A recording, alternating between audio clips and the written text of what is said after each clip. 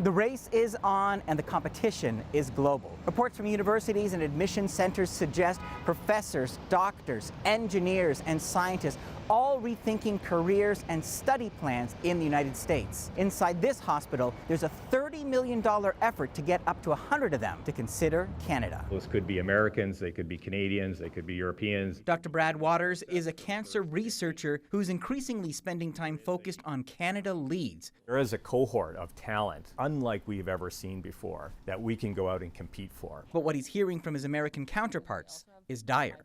People in positions like mine are closing recruitment opportunities. They're thinking about how to make up for shortfalls of $100 million, $200 million each year. Already, the Canada Leads project, which funds salary and research for 2 years, is having an effect. My inbox is full. Timothy Snyder left his tenured position at Yale to teach at the University of Toronto. He says studying history has never been more critical. The only advantage we have over those Jews in Germany in the 1930s is that we know their history. That's it. In the US, classes are literally, to use a word which is overused, but classes are literally being canceled because they are about race or because they're about gender or they're about the wrong kind of history. As cutbacks continue, others are looking to follow his lead.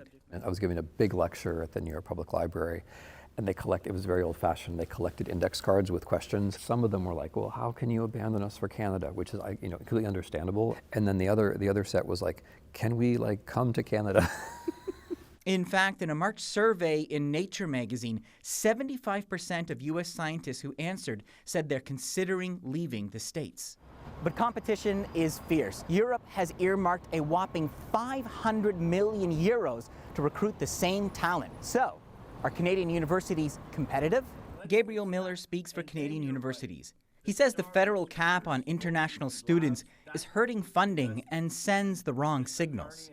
For about 18 months, they heard nothing but a message from government in Ottawa that they were trying to reduce the number of people who came here. As Washington's war on Harvard and other centers of learning escalates, experts say Canada has a role to play. How do we become a place which attracts the good people, which means the talented people, but also the people who have something to offer?